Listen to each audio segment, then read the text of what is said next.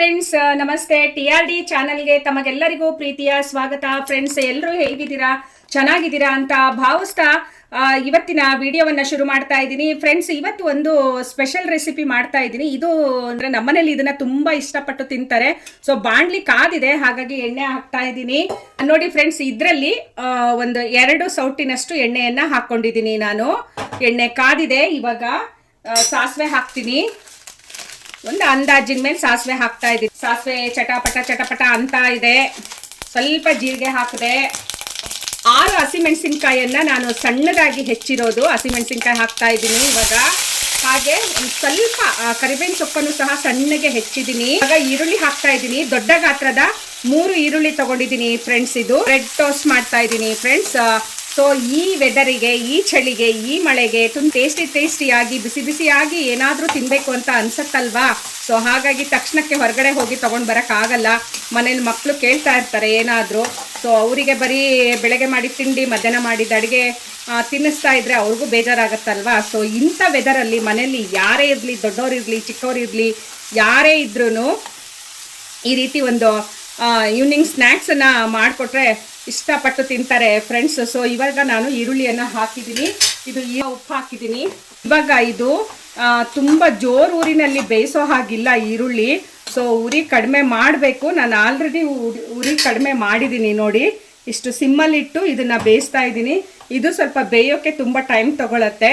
So ಇದು ಜೋರು ಊರಿನಲ್ಲಿ ಬೇಯಿಸಿದ್ರೆ ಟೇಸ್ಟ್ ಅಂತೂ ನಿಜವಾಗ್ಲೂ ಬರಲ್ಲ, ತಿನ್ನೋಕ್ಕಾಗಲ್ಲ. ಸೊ ನಾವೇನು ಬ್ರೆಡ್ ಟೋಸ್ಟ್ ಮಾಡ್ತಾ ಇದ್ದೀನಿ, ಆ ಬ್ರೆಡ್ ಟೋಸ್ಟ್ ಇದು ಅಂತ ಅನ್ಸೋದೇ ಇಲ್ಲ. ಹಾಗಾಗಿ ಈರುಳ್ಳಿ ಹಾಕಿದ ತಕ್ಷಣ ಬಾಡಿಸ್ಬಿಟ್ಟು ಇದನ್ನು ಸ್ವಲ್ಪ ಸಿಮ್ಮಲ್ಲಿ ಇಟ್ಟು ಹೀಗೆ ಒಂದು ತಟ್ಟೆ ಮುಚ್ಚುತ್ತೀನಿ. ಇವಾಗ ಮುಚ್ಚಿಬಿಟ್ಟು ಬೇಯಿಸ್ತೀನಿ. ಅದು ಫ್ರೆಂಡ್ಸ್ ನೋಡಿ, ಇವಾಗ ಬ್ರೆಡ್ ಟೋಸ್ಟ್ಗೆ ಇದೇ ಗಾತ್ರದ 3 ಈರುಳ್ಳಿಯನ್ನು ಹೆಚ್ಚಿ ಅಲ್ಲಿ ಹಾಕಿದ್ದೀನಿ. ಒಗ್ಗರಣೆಗೆ ಬೇಯ್ತಾ ಇದೆ ನೋಡಿ. ಮುಚ್ಚಳ ಮುಚ್ಚಿದ್ದೀನಿ. ಸೊ ಇವಾಗ ಈ ಗಾತ್ರದ 3 ಟೊಮೆಟೊ ತಗೊಂಡಿದ್ದೀನಿ. ಸೊ ಟೊಮೆಟೊ ಇದು ಸ್ಪೆಷಲ್ಲು ಏನು ಅಂತ ಅಂದರೆ ನೋಡಿ, ಹೀಗೆ ಇರಬೇಕು ಟೊಮೆಟೊ. ತುಂಬ ಹಣ್ಣಾಗಿರಬಾರ್ದು, ತುಂಬ ಕೆಂಪಗಾಗಿರಬಾರ್ದು. ಅರ್ಧ ಕಾಯಿ ಅರ್ಧ ಹಣ್ಣು ಆಗಿರಬೇಕು ಹೀಗೆ. ಓಕೆನಾ? ಸೊ ನೋಡಿ, ಹೀಗೆ ತಗೊಂಡಿದ್ದೀನಿ. ಪೂರ್ತಿ ಹಣ್ಣಾಗಿರೋ ಟೊಮೆಟೊ ತಗೋಬಾರ್ದು. ಫ್ರೆಂಡ್ಸ್, ನೋಡೋಣ ಇವಾಗ ಇದು ಎಷ್ಟು ಬೆಂದಿದೆ ಅಂತ. ಓಕೆ, ಆಫ್ ಬಾಯ್ಲ್ ಆಗಿದೆ.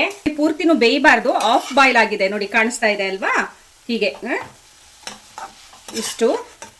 ಇಷ್ಟು ಬೆಂದ ನಂತರ ನೋಡಿ, ಇಷ್ಟೇ ಬೇಯಬೇಕಿದು, ಜಾಸ್ತಿ ಬೇಯಬಾರ್ದು. ಇಷ್ಟು ಬೆಂದ ನಂತರ ಇವಾಗ ನಾನು 3 ಟೊಮೆಟೊ ಹೆಚ್ಕೊಂಡಿದ್ನಲ್ಲ ಅದನ್ನ ಹಾಕ್ತಾ ಇದ್ದೀನಿ. ಟೊಮೆಟೊ ಹಾಕಿದ ನಂತರ ಮತ್ತೆ ಸ್ವಲ್ಪ ಉಪ್ಪು ಹಾಕ್ತಾ ಇದ್ದೀನಿ. ಆವಾಗಲೇ ಈರುಳ್ಳಿ ಹಾಕಿದ ನಂತರ ಅರ್ಧ ಸ್ಪೂನ್ ಉಪ್ಪು ಹಾಕಿದ್ದೆ.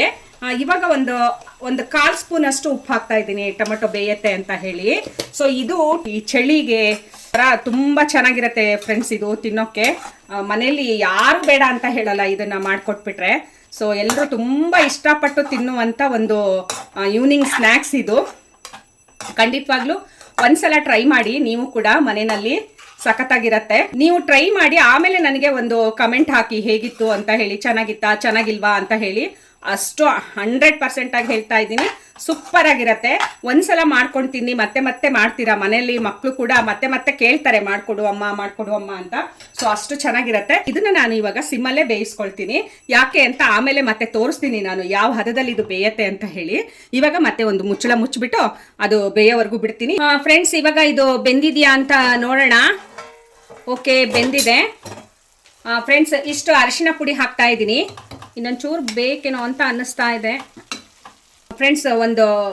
ಒಂದು ಸ್ಪೂನಷ್ಟು ಅರಿಶಿನ ಪುಡಿ ಇದು ಬೇಕಿಷ್ಟು. ಇದಕ್ಕೆ ಚೆನ್ನಾಗಿ ಮಿಕ್ಸ್ ಮಾಡಿಬಿಟ್ಟು ಮತ್ತೆ 1-2 ನಿಮಿಷ ಅದು ಅರಿಶಿನ ಪುಡಿ ಇದೆಯಲ್ಲ ಇದಕ್ಕೆಲ್ಲ ಹೊಂದ್ಕೊಳ್ಬೇಕು. ಹಾಗಾಗಿ ಒಂಚೂರು 1-2 ನಿಮಿಷದಷ್ಟು ಇದನ್ನು ಮತ್ತೆ ಮುಚ್ಚಿಬಿಟ್ಟು ಬೇಯಿಸ್ತೀನಿ. ಸಿಮ್ಮಲ್ಲೇ ಬೇಯಿಸ್ತೀನಿ ಫ್ರೆಂಡ್ಸ್ ನಾನು. ನೋಡಿ, ಸಿಮ್ಮಲ್ಲೇ. ಜಾಸ್ತಿ ಉರಿ ಇಟ್ಕೊಂಡ್ರೆ ಈ ತರ ಬರಲ್ಲ ಇದು.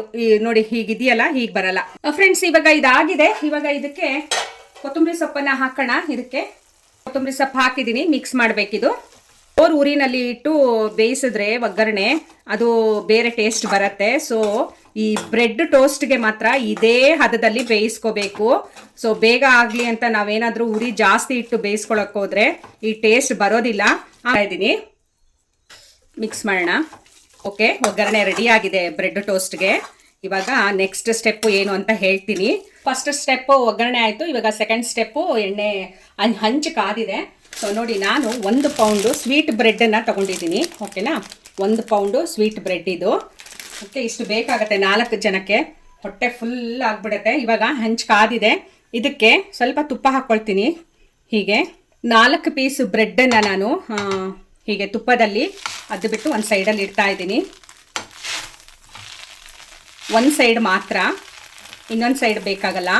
ಇವಾಗ ಫ್ಲೇಮ್ ಕಡಿಮೆ ಮಾಡ್ತಾ ಇದ್ದೀನಿ. ಇಷ್ಟೊತ್ತು ಹಂಚು ಕಾಯಿಲಿ ಅಂತ ಜೋರು ಉರಿ ಇಟ್ಟಿದ್ದೆ, ಇವಾಗ ಕಮ್ಮಿ ಮಾಡಿದ್ದೀನಿ ನಾನು. ಸೊ ಇವಾಗ ನೋಡಿ ಹೀಗೆ ಬ್ರೆಡ್ಡನ್ನು ಜೋಡಿಸಿದ್ದೀನಿ. 1 ಸೆಕೆಂಡ್ ನೋಡ್ತೀನಿ, ಹಂಚು ತುಂಬ ಕಾದಿತ್ತಲ್ವಾ. ಓಕೆ, ಹಂಚು ತುಂಬ ಕಾದಿದೆ, ಬ್ರೌನ್ ಆಗ್ತಾ ಇದೆ.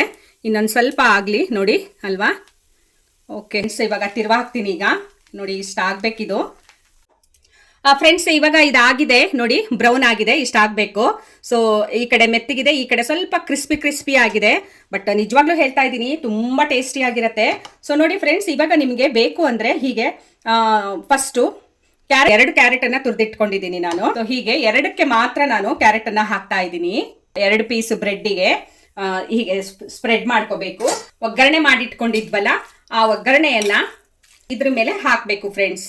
ನೋಡಿ ಹೀಗೆ ಪಲ್ಯ ಸ್ವಲ್ಪ ಜಾಸ್ತಿ ಆಯ್ತು, ಅದು ಸ್ವಲ್ಪ ಕಡಿಮೆ ಹಾಕೊಳ್ಳಿ. ಇಷ್ಟು ಹಾಕೊಳ್ಳಿ ನೋಡಿ, ಒಂಚೂರು ಕಡಿಮೆ ಹಾಕೊಳ್ಳಿ ಸಾಕು, ಕರೆಕ್ಟ್ ಆಗುತ್ತೆ. ಇವಾಗ ಒಂದು ಸ್ಪೂನಿನ ಸಹಾಯದಿಂದ ಹೀಗೆ ಇದಕ್ಕೆ ಸ್ಪ್ರೆಡ್ ಮಾಡ್ಕೊಳ್ಳೋಣ ಹೀಗೆ ಫ್ರೆಂಡ್ಸ್. ಬಟ್ ನಾನು ಯಾವಾಗಲೂ ಹೀಗೆ ಮಾಡಲ್ಲ.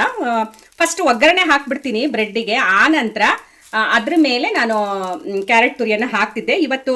ಸೊ ಇದೊಂಥರ ನೋಡೋಣ ಹೇಗಿರುತ್ತೆ ಅಂತ ಹೇಳಿ ನೋಡಿ ಮರ್ತುಬಿಟ್ಟೆ. ಇವಾಗ ಇದ್ರ ಮೇಲೆ ಮತ್ತೆ ಕ್ಯಾರೆಟ್ ತುರಿಯನ್ನು ಹಾಕಬೇಕು ಹೀಗೆ. ಇವಾಗ ಮತ್ತೆ ಅದ್ರ ಮೇಲೆ 1 ಪೀಸು ಬ್ರೆಡ್ಡನ್ನು ಹೀಗೆ ಇಟ್ಟು ಇದನ್ನು ಸ್ವಲ್ಪ ಲೈಟಾಗಿ ಪ್ರೆಸ್ ಮಾಡಬೇಕು ಫ್ರೆಂಡ್ಸ್ ಹೀಗೆ. ಮತ್ತೆ ಇದನ್ನು ನಾವು ಹೀಗೆ ಟರ್ನ್ ಮಾಡಿ ಹಾಕಬೇಕಾಗತ್ತೆ ಹೀಗೆ. ಇದನ್ನು ಸ್ವಲ್ಪ ಪ್ರೆಸ್ ಮಾಡಬೇಕು ಫ್ರೆಂಡ್ಸ್ ಹೀಗೆ. ಆ ಕ್ಯಾರೆಟು ಆ ಬಿಸಿನಲ್ಲಿ ಸ್ವಲ್ಪ ಹೀಟ್ ಆಗಬೇಕು ಕ್ಯಾರೆಟು. ಸೊ ಅಲ್ಲಿವರೆಗೂ ಒಂದು ಸ್ವಲ್ಪ ಬಿಸಿ ಮಾಡ್ಕೋಬೇಕಾಗತ್ತೆ ಇದನ್ನ. ಓಕೆ ಫ್ರೆಂಡ್ಸ್, ಇದಾಗಿದೆ, ಇವಾಗ ಸಾಕು, ಬಿಸಿ ಆಗಿದೆ. ತೆಗಿತಾ ಇದ್ದೀನಿ ನಾನು. ಇದನ್ನ ತೆಗೆದು ಒಂದು ಪ್ಲೇಟಿಗೆ ಹಾಕ್ಕೊಳ್ತೀನಿ. ಈಗ ಮತ್ತೆ ನಾವು ಇದನ್ನ ಕ್ಲೀನ್ ಮಾಡ್ಕೋಬೇಕು. ಹೆಂಚು ಸೆಕೆಂಡ್ ಟೈಮ್ ಹಾಕುವಾಗ ಇದನ್ನೆಲ್ಲ ತೆಕ್ಕೋಬೇಕು. ಸ್ವಲ್ಪ ಫ್ಲೇಮ್ ಜಾಸ್ತಿ ಮಾಡ್ತಾ ಇದ್ದೀನಿ. ಈಗ ಮತ್ತೆ ತುಪ್ಪ ಹಾಕಬೇಕು ಹೆಂಚಿಗೆ. ಸೊ ಹೀಗೆ ಸ್ಪ್ರೆಡ್ ಮಾಡಬೇಕು ತುಪ್ಪ. ಇದಕ್ಕೆ ಬೆಣ್ಣೆ ಇದ್ರೂ ಹಾಕೊಳ್ಬೋದು ಫ್ರೆಂಡ್ಸ್, ತುಪ್ಪನೇ ಬೇಕು ಅಂತ ಏನಿಲ್ಲ. ಬೆಣ್ಣೆ ಇದ್ರೆ ಬೆಣ್ಣೆನೇ ಯೂಸ್ ಮಾಡಿ, ಬೆಣ್ಣೆ ಇಲ್ಲ ಅಂದ್ರೆ ತುಪ್ಪ ಯೂಸ್ ಮಾಡಿ. ಹೀಗೆ ನೋಡಿ ತುಪ್ಪದಲ್ಲಿ ಅದ್ದು ಬಿಟ್ಟು ಸೈಡಲ್ಲಿ ಇಡ್ತಾ ಇದ್ದೀನಿ ನಾನು. ಮತ್ತೆ 4 ಪೀಸ್ ಬ್ರೆಡ್ಡು ಹೀಗೆ. ಈಗ ಇದು ಸ್ವಲ್ಪ ತಳದಲ್ಲಿ ಬ್ರೌನ್ ಆಗಲಿ. ಈಗ ಮತ್ತೆ ಫ್ಲೇಮ್ ಕಡಿಮೆ ಮಾಡ್ತಾ ಇದ್ದೀನಿ. ಸೊ ಗಮನದಲ್ಲಿಟ್ಟು ನೋಡಿ ಫ್ರೆಂಡ್ಸ್ ನಾನು ಹೇಗೆ ಮಾಡ್ತಾ ಇದ್ದೀನಿ ಅಂತ. ಫ್ರೆಂಡ್ಸ್ ಇದಾಗಿದೆ, ಇವಾಗ ಟರ್ನ್ ಮಾಡ್ತಾ ಇದ್ದೀನಿ ನೋಡಿ. ಅದಕ್ಕಿಂತ ಇದಿನ್ನೂ ಚೆನ್ನಾಗಿ ಬೆಂದಿದೆ. ಸೊ ಹೀಗೆ ಬರಬೇಕು ಬ್ರೆಡ್ ಫ್ರೆಂಡ್ಸ್. ಇದು ಆಗಿದೆ ಇವಾಗ. ಈಗ ಇದಕ್ಕೆ ನಾನು ಕ್ಯಾರೆಟ್ ಹಾಕ್ತಾ ಇಲ್ಲ, ಬರೀ ಒಗ್ಗರಣೆ, ಡೈರೆಕ್ಟಾಗಿ ಒಗ್ಗರಣೆ ಹಾಕ್ತಾ ಇದ್ದೀನಿ ನಾನು. ಹಾಗೆ 2 ಪೀಸಿಗೆ ಹಾಕ್ಕೊಂಡ್ರೆ ಸಾಕು ಒಗ್ಗರಣೆ. ಈಗ ಇದನ್ನು ಸ್ಪ್ರೆಡ್ ಮಾಡೋಣ ಹೀಗೆ. ಪಲ್ಯ ಜಾಸ್ತಿ ಇಷ್ಟಪಡೋರು ಹಾಕ್ಕೊಳ್ಬೋದು, ಬಟ್ ಬೇಕಾಗಲ್ಲ ಇದಕ್ಕೆ. ಇಷ್ಟಿದ್ರೇ ಚಂದ ತಿನ್ನೋಕೆ. ಪಲ್ಯ ಏನಾದರೂ ಈಗ ಮಾಡ್ಕೊಂಡಿದ್ದೀವಲ್ಲ ಒಗ್ಗರಣೆ, ಆ ಪಲ್ಯ ಉಳಿತು ಅಂತ ಅಂದರೆ ಚಪಾತಿ ಜೊತೆಗೆ ತಿನ್ಬೋದು. ಆಮೇಲೆ ಮತ್ತೆ ಅನ್ನಕ್ಕೆ ಕಲಿಸ್ಕೊಳ್ಬೋದು. ಸಾರು ಏನೂ ಇಲ್ಲ, ಒಗ್ಗರಣೆ ಮಾತ್ರ ಇದೆ ಅಂತ ಅಂದರೆ ಈ ಒಗ್ಗರಣೆನ ಅನ್ನಕ್ಕೆ ಕಲಿಸ್ಕೊಂಡ್ರೆ ತುಂಬ ರುಚಿಯಾಗಿರುತ್ತೆ. ಅದೊಂಥರ ಚಿತ್ರಾನ್ನ ಫ್ರೆಂಡ್ಸ್, ತುಂಬ ಚೆನ್ನಾಗಿರುತ್ತೆ ಈ ಒಗ್ಗರಣೆ ಕಲಿಸ್ಕೊಂಡ್ರೆ. ಸೊ ನಾನು ಉಳಿದ್ರೆ ಹಾಗೆ ಮಾಡೋದು, ಒಗ್ಗರಣೆ ಕಲಿಸ್ಬಿಡ್ತೀನಿ. ಈಗ ಕ್ಯಾರೆಟ್ ತುರಿಯನ್ನು ಹಾಕ್ತಾ ಇದ್ದೀನಿ ಇದ್ರ ಮೇಲೆ. ಈ ಥರ ಮಾಡ್ಕೊಂಡ್ರೆ ಇದು ಒಂಥರ ಚೆನ್ನಾಗಿ, ಕ್ಯಾರೆಟ್ ಜಾಸ್ತಿ ಆಯಿತು ಅಂತ ಅನಿಸಿದ್ರೆ ಸೊ ಹೀಗೆ ಮಾಡ್ಕೊಳ್ಳಿ. 1 ಸೈಡ್ ಮಾತ್ರ ಕ್ಯಾರೆಟ್ ಹಾಕ್ಕೊಳ್ಳಿ. ನಾನು 2 ಥರನೂ ತೋರಿಸಿದ್ದೀನಿ. ಕ್ಯಾರೆಟ್ ಜಾಸ್ತಿ ತಿನ್ನೋರು ಬೇಕು, ಪರವಾಗಿಲ್ಲ ಚೆನ್ನಾಗಿದೆ ಅಂತ ಅನಿಸಿದ್ರೆ 2 ಸೈಡೂ ಕ್ಯಾರೆಟ್ ಹಾಕ್ಕೊಳ್ಬೋದು. ಸೊ ಬೇಡ ಜಾಸ್ತಿ ಆಯಿತು ಅಂತ ಅಂದರೆ ಒಂದೇ ಸೈಡು ಕ್ಯಾರೆಟನ್ನು ಹೀಗೆ ಮೇಲ್ಗಡೆ ಹಾಕ್ಕೊಳ್ಬೋದು ಫ್ರೆಂಡ್ಸ್. ಇವಾಗ ಇದನ್ನು ಮೇಲ್ಗಡೆ ಇಡ್ತಾ ಇದ್ದೀನಿ. ಈಗ ಸ್ವಲ್ಪ ಹೀಗೆ ಪ್ರೆಸ್ ಮಾಡಬೇಕು ಫ್ರೆಂಡ್ಸ್ ಇದರಲ್ಲಿ. ಓಕೆ ಫ್ರೆಂಡ್ಸ್, ಇದಾಗಿದೆ. ಇವಾಗ ತೆಗಿತಾ ಇದ್ದೀನಿ ನಾನು.